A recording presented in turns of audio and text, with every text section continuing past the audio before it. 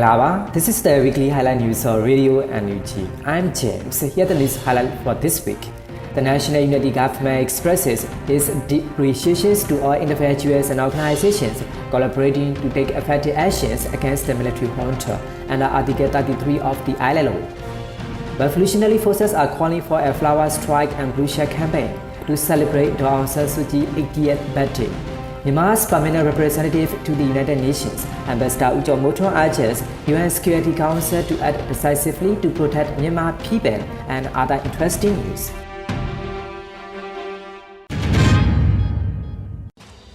These are the weekly news details.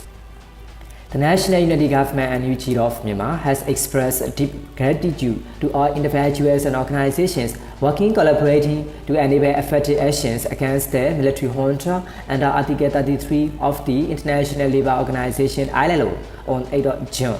According to the NUG, its Ministry of Labour, in collaboration with the tripartite representatives, the Myanmar Workers' Union, the Myanmar Employers Association, and the Myanmar Entrepreneurs Federation, has actively contributed evidence and documentation of the rights violations committed by the junta to support the ILO's decision-making process. The NUG extended special thanks to the overseas-based Ayawadi Federation, Mondaya, FMV, and the supporting organizations such as the International Trade Union Confederation (ITUC), the International Union of Food, Agriculture, Hotel, Restaurant, Catering, Tobacco and Allied Workers Association (IUF), and the Bedding and Wood Workers International (BWI). The NUG also expressed appreciations for the ILO and its member states, which have stood in solidarity with the people of Myanmar, resisting injustice and working to bypass the need for a formal vote on the decision.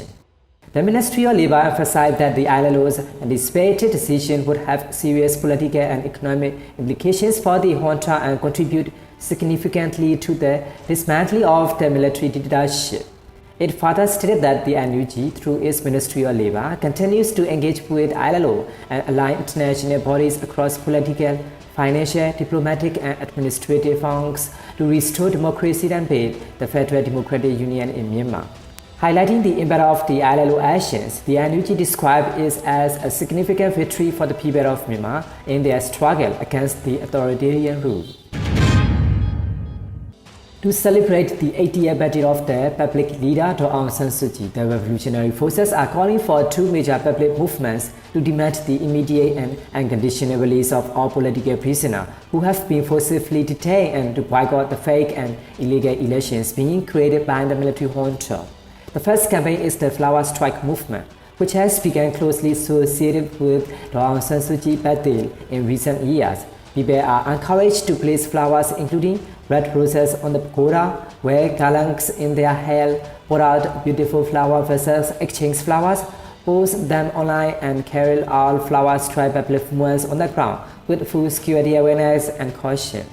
The second campaign is the Blue Shirt campaign, already familiar to many in Myanmar. Supporters are urged to wear blue clothing, such as the blue shirts, longi pant, or headscarf, to our attention of the plight of the political prisoner, express solidarity with them.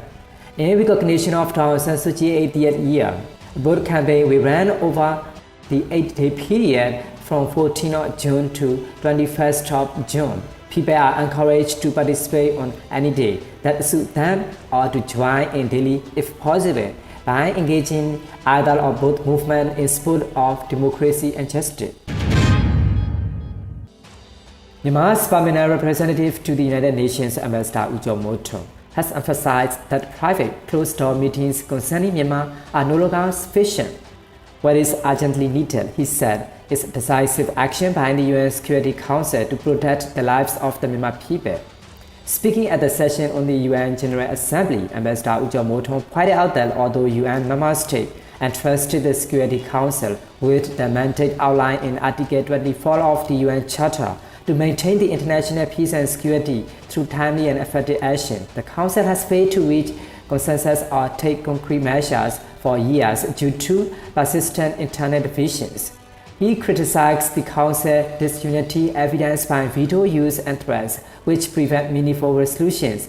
The ambassador also denounced the Council's first-page report that advised serious evaluation of its performance on the Myanmar crisis, despite Myanmar's state requests. He urged the Council to recognize the Myanmar situation as a threat to international peace and security, rather than selectively invoking Article 31 of the UN Charter.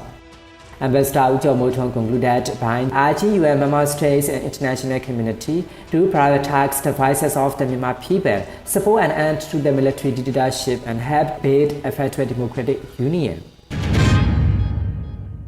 According to data compiled by the Assistance Association for Political Prisoners (AAPP), a total of 309 women were confiscated across Myanmar between 1st January to 11th June 2025 as a result of the violence committed by the military junta. Among that, 72 were girls under the age of 18, the report stated. Sakai region recorded the highest number of female casualties with 102 deaths, making it the deadliest area for women during this period. The majority of these deaths, 242 out of the 309, were caused by a strike launched by the junta on the evening of 7th June at around 7 p.m. The military airstrike targeted Pagong village in Tichai Township, Sakai region, despite no active conflict occurring in the area.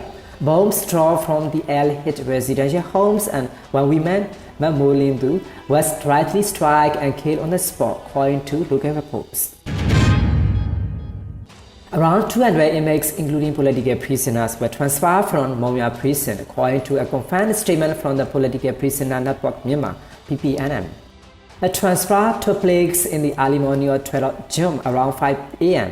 When the confined, consisting of 2 armored trucks, 3 private vehicles, and 6 12-wheel trucks, transported the inmates to Obo Prison in Mandalay, Minjan Prison, and Magui Prison, PPNM reported.